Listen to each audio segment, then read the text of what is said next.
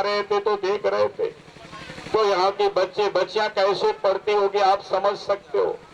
और वो भी एक लाहौरदगा में एक कॉलेज, उसमें भी मारा मारी है, सब विषय की पढ़ाई नहीं, पीजी तक पढ़ाई नहीं, कौन देखेगा इसको। आखिर इतने वर्षों के बाद भी इसके हम सुधार क्यों नहीं पाए।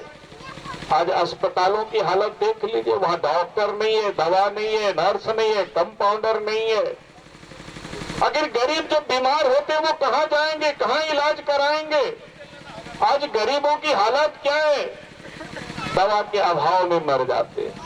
गांव घर में बेचारा वो ओझा गोनी के चक्कर में वहीं पड़े जाते, पैसा नहीं कि अस्पताल तक वो पहुंच सके। अगर हमने इतनी वर्षों तक हमने अस्पताल को क्यों ठीक नहीं किया, वहां डॉक्टर को हमने क्यों बहाल नहीं किया, उसके लिए कौन लड़ाई लड़ेगा, उसके लिए कौन आवाज उठाएगा।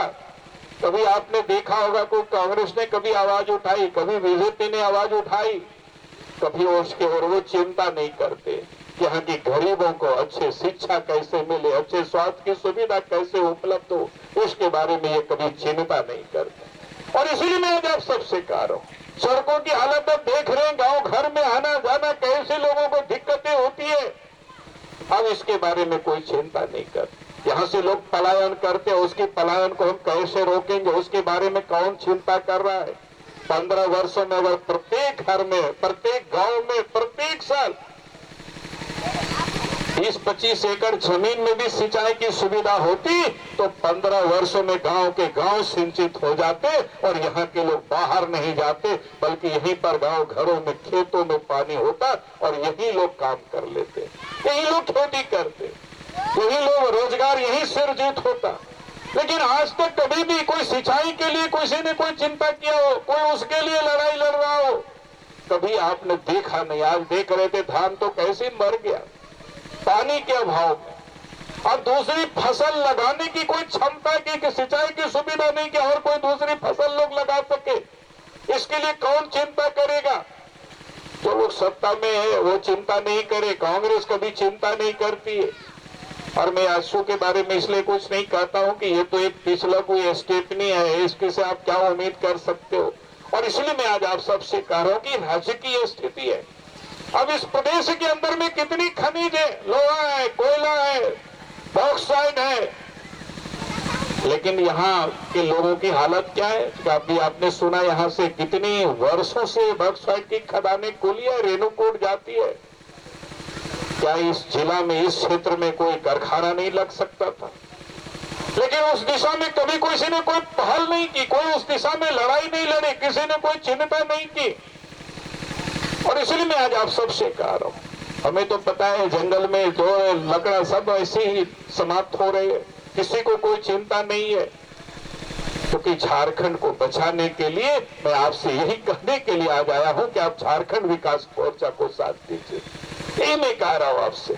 और आज आप देख रहे होंगे किस प्रकार से इस प्रदेश के अंदर में हमने कहा कि झारखंडियों के हाथों से झारखंड निकलता जा रहा है। पिछले दिनों इस प्रदेश में बहालियां हुई, मैं कुछ आपको बताना चाहता हूं आंकड़ा के साथ। अगर कोई कहे कि आप गलत बोल रहे हैं तो आप कह सकते हो, सरकार के लोग बतावे कि हम गलत कह रहे हैं। झारखंड के जो सचिवालय है वहां 577 लोगों की बहाली हुई। किसकी बहाली हुई? कलर की बहाली हुई, किरानी की बहाली हुई। 577 में आधे सीट तो रिजर्व है, उस आदिवासी के लिए, दलित के लिए, थोड़ी ओबीसी के लिए। लेकिन आधी जो ओपन कैटेगरी का सीट है वो आधी सीट रिजर्व है, उसमें तो बाहर से लाने की कोई गुंजाइश नहीं है। लेकिन ओपन कैटेगरी की जो आधी सीटें हैं उसमें से 71% बच्चे झारखंड से बाहर से आए, यानी मात्र यहाँ के 29% बच्चों को ही यहाँ नौकरी मिल पाया ओपन कैटेगरी में। तो आप समझ सकते हो। उसी प्रकार से पिछले दिनों शिक्षकों की बहाली हुई प्राथमिक विद्यालय में, आपके इसी बगल में लातेहार जिला में 50 बच्चों की बहाली हुई ओपन कैटेगरी में। 50 में से 43 बच्चे बाहर से आए, मात्र झारखंड के लातेहार जिला के 7 ही बच्चे शिक्षक बन पाए। अगर यहाँ के बच्चे कहाँ जाएंगे, यहाँ के पढ़े लिखे नौजवान कहाँ जाएंगे। उसी प्रकार के सिपाही में, उसी प्रकार के चौकीदार में सब जगह बहाली हो रही है, हमारे लोगों को अवसर नहीं मिल रहा है। इसलिए हमने राज्य सरकार से कहा कि भाई स्थानीय नीति के साथ साथ आप नियोजन नीति बनाइए, और वो भी मैं गलत नहीं कहता, हम कहते जो संविधान में लिखा हुआ है, बाबा साहब भीमराव अंबेडकर जी ने प्रावधान जो किया हुआ है संविधान के अनुच्छेद 16 और खंड 3 में लिखा हुआ है कि सरकार चाहे तो कानून बना सकती है और उस राज्य के लोगों के लिए, ताकि चाहे वो चपरासी हो, चाहे कलर की नौकरी हो, चाहे बीडीओ की हो, चाहे थानेदार की हो, चाहे शिक्षक हो, चाहे सिपाही हो, वहां के बच्चे और बच्चियों के लिए, वहां के पढ़े लिखे नौजवानों के लिए वो सीट को वो सरकार कानून बना करके आरक्षित कर सकती है।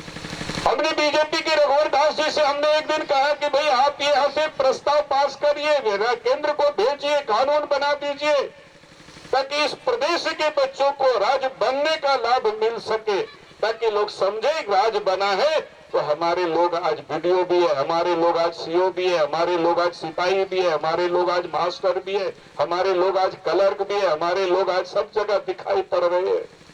तो लोगों को खुशी होगी, प्रसन्नता होगी।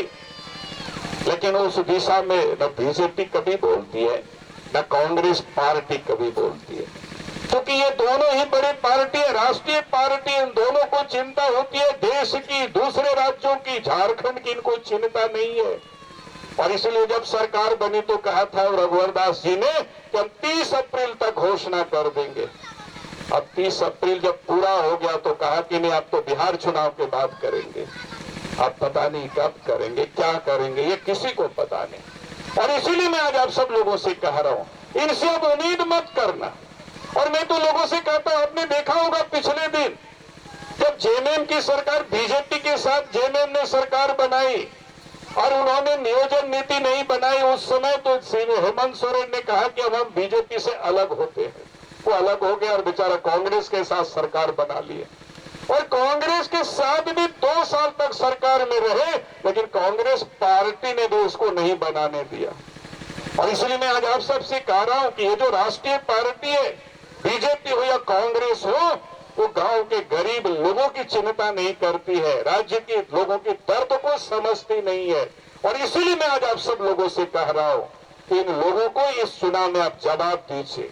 आप कोई लोग लालच में नहीं फंसिए, ये लोग बड़ी व्यापारी लोग हैं, दिल्ली बड़े बड़े पार्टी है, तो इन लोगों के पैसा देश विदेश से आता है, उस पैसे को आकर के ये लोग बांटते, हड़िया दारू पिला करके गरीबों को ठगते।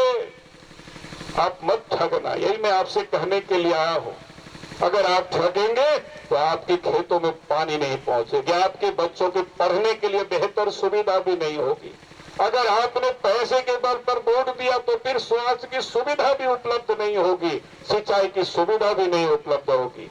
और इसीलिए मैं आज आप सब लोगों से कह रहा हूं, ये सब आप बता दीजिए जो आएंगे, आपकी आप जरूरत नहीं है। इस झारखंड को विकास के लिए झारखंड विकास मोर्चा हमें जरूरी है, यही मैं आज आप सबसे कहने के लिए आया हूं। और इस लाहौर का क्षेत्र के लिए बंधु जी आपके लिए लड़ने भिड़ने वाले लोगों में से है, आप इनको साथ दीजिए। मैं यही कह करके फिर से कहूंगा कि 14 दिसंबर को आप सबसे पहले उठ करके स्नान कर लीजिए। जाड़ा लगेगा उस दिन तो नहीं करना स्नान पहले, लेकिन सबसे पहले मतदान केंद्र पर चले जाना, और जहां भी आप कंघी छाप देखेंगे वहां वोट क्या कहते हैं बटन दबा दीजिएगा, और उसी के साथ बंधु जी के जयकार लगा दीजिएगा। मैं आपको बहुत बहुत धन्यवाद। जय हिंद, जय झारखंड, जोहार।